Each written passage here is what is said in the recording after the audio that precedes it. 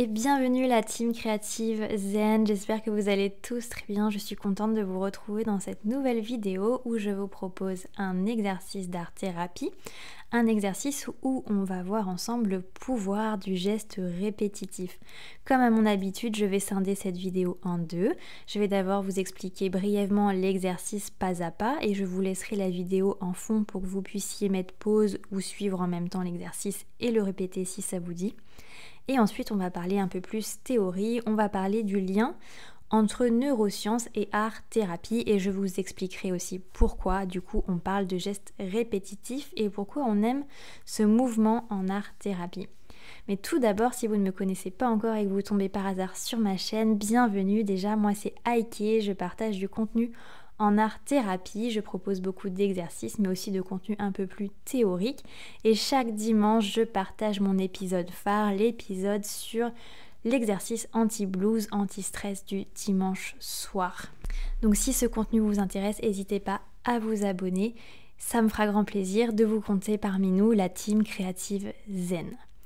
Alors c'est parti déjà pour cet exercice. Donc tout d'abord, comme vous l'avez vu, on va commencer par répéter un premier geste. On va répéter le traçage de lignes. Donc prenez une règle, une grande, une petite, une moyenne feuille, peu importe, et tracez des lignes comme je l'ai fait. Vous les entrecroisez. Vous pouvez en mettre plus si vous voulez plus de forme, mais vous pouvez en mettre moins si vous voulez que l'exercice dure moins longtemps. Ensuite, dans chaque espace, donc comme vous voyez, les lignes se sont entrecroisées et donc vous avez diverses formes qui se sont formées. Dans chacune de ces formes, vous allez répéter un geste, donc un geste répétitif, toujours le même. Vous pouvez changer, mais moi j'ai choisi celui-ci, j'ai choisi de faire des arcs de cercle qui grossissent au fur et à mesure que j'avance dans la forme. Pour ça, moi j'ai choisi deux couleurs qui s'opposent, une couleur un petit peu plus chaude avec un rosé saumon et une couleur un petit peu plus froide avec un vert bleu. Mais bien évidemment, vous pouvez tout faire en noir ou avec plus de couleurs, ça c'est au bon vouloir de chacun.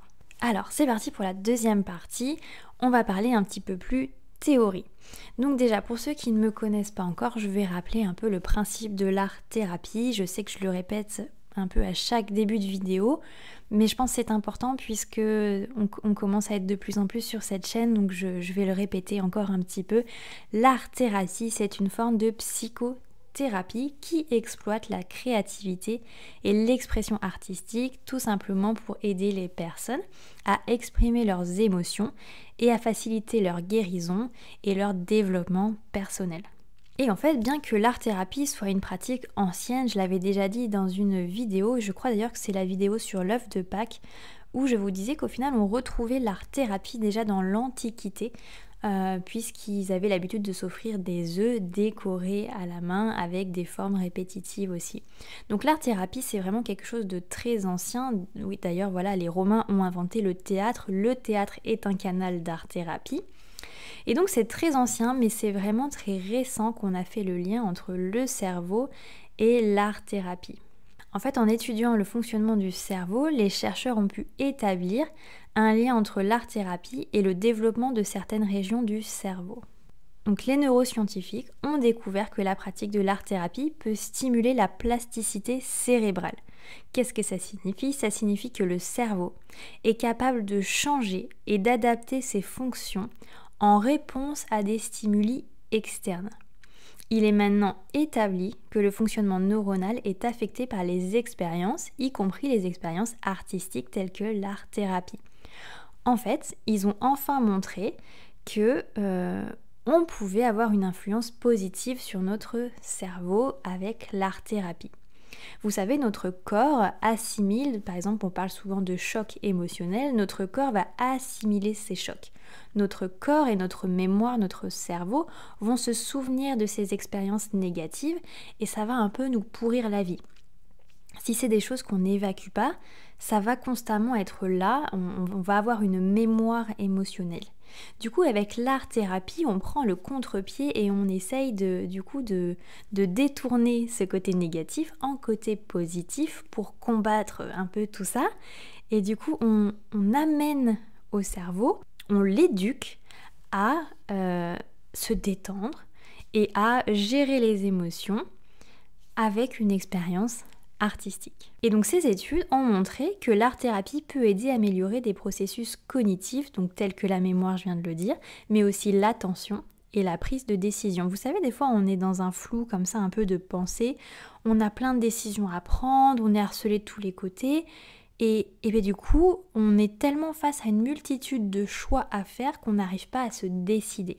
Donc l'art-thérapie va pouvoir aider ici, puisque tout simplement l'art-thérapie aide à se poser, se relaxer, et plus on va être détendu, plus on arrivera à prendre une décision, parce qu'on va être pleinement conscient et pleinement en possession de tous nos moyens pour prendre cette décision. Et donc ces recherches, elles ont été faites notamment sous IRM et elles ont montré donc l'activité cérébrale. Et ils ont montré que l'activité cérébrale était plus élevée dans certaines régions du cerveau lorsque la personne pratiquait l'art-thérapie. Et donc plus scientifiquement, les zones concernées, c'est le cortex préfrontal, le cortex temporal et le thalamus. Les scientifiques ont aussi découvert d'ailleurs que les personnes qui pratiquent l'art-thérapie répondent mieux au traitement, en particulier au traitement médicamenteux. Une de leurs études a montré que certaines personnes qui prenaient par exemple des antidépresseurs, mais qui pratiquaient aussi en complément l'art-thérapie, avaient une meilleure réponse et une plus grande amélioration de leur état que celle des personnes qui ne pratiquaient pas l'art-thérapie. De simplement prendre une solution médicamenteuse, l'évolution de leur performance, de leur état de santé était beaucoup plus lent. Voilà, donc maintenant j'en viens au geste répétitif. Donc le geste répétitif, c'est au final une des bases, si je peux dire, de l'art-thérapie. C'est un exercice qui est extrêmement apprécié par les art-thérapeutes. C'est tout simplement un mouvement physique ou une action qui s'accompagne d'un sentiment de sécurité et de relaxation. Pourquoi ? Tout simplement parce que vous n'allez pas avoir besoin de chercher quelle couleur vous allez prendre maintenant, comment associer les couleurs, comment mettre les ombres à tel ou tel endroit, comment réaliser tel dessin. Non, tout ça, on oublie. L'art-thérapie, d'ailleurs, c'est pas forcément faire un joli dessin comme je le dis à chaque fois. Là, on va juste se concentrer sur un geste répétitif. À la fin, ça vous fera une œuvre personnelle. Moi, personnellement, vous verrez à la fin de la vidéo, ce dessin, j'aime beaucoup le regarder. Je trouve que ça a quelque chose de méditatif et ça fait un peu une illusion d'optique. On peut se perdre dedans. Le fait de ne pas avoir à vous concentrer sur quel geste utiliser, ça va vous apporter un sentiment de sécurité et de relaxation pour pouvoir accueillir pleinement vos émotions et pouvoir y réfléchir, puisque c'est le but de l'art-thérapie. C'est de pratiquer l'art, mais c'est une pratique qui doit amener à une réflexion sur vos émotions et vos sensations. Et donc, les art-thérapeutes généralement encouragent les personnes à effectuer des mouvements répétés et apaisants pour soulager stress et tension. Par exemple, ils leur demandent de faire des mouvements circulaires avec un pinceau ou un stylo comme on le fait ici. Et en fait, ces mouvements peuvent aider à se sentir plus calme et à gérer les émotions, comme je viens de le dire. On a beaucoup parlé de pathologie, de stress, d'angoisse, tout ça, mais ça a aussi l'aspect plus créatif, comme j'aime le dire. L'art-thérapie, ça aide aussi à développer sa créativité et ça, c'est quelque chose qui est très important dans notre quotidien. Le mouvement répétitif peut aider à se sentir plus à l'aise avec notre créativité et tout simplement, ça va vous permettre de vous exprimer plus librement. Ça va vous encourager à vous laisser aller, à exprimer vos sentiments sans contrainte, tout simplement. Donc voilà, j'espère que j'ai été assez synthétique mais aussi assez claire sur le lien du coup entre neurosciences et art-thérapie et surtout sur l'intérêt du geste répétitif en art-thérapie. Voilà, si vous allez réaliser cet exercice ou si vous l'avez déjà fait, si vous l'avez déjà pratiqué par le passé, dites-le moi en commentaire, ça m'intéresse vraiment de savoir si le contenu que je vous apporte déjà de un peu vous aider, vous apprendre des choses et si voilà au quotidien c'est quelque chose que vous pratiquez et qui vous aide et dans quelles circonstances. Ça m'intéresserait beaucoup de savoir. Et puis si c'est pas encore fait et que cette vidéo vous a plu, n'hésitez pas à vous abonner, c'est avec grand plaisir qu'on vous fera une petite place dans la team créative Zen. N'hésitez pas à cliquer sur la petite cloche pour ne pas louper toutes les prochaines vidéos et je suis également présente sur Instagram et sur TikTok et j'ouvre bientôt une boutique en ligne pour vous proposer des outils très simples, très basiques en art-thérapie pour apprendre à gérer vos émotions tout simplement. Donc je mettrai le lien dans la description de cette vidéo.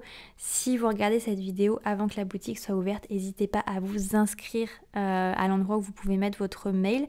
Tout simplement, vous vous inscrivez à l'ouverture de la boutique et vous recevrez un mail pour vous dire que la boutique est enfin ouverte. Voilà, j'espère que cette vidéo vous aura plu et donc je vous dis à très bientôt dans une prochaine vidéo. Donc ce sera dimanche pour le fameux exercice de l'anti-stress du dimanche soir. Et du coup, je vous souhaite à tous une très bonne détente, une très bonne pratique artistique. Et moi, j'ai qu'une chose à vous dire, Aike!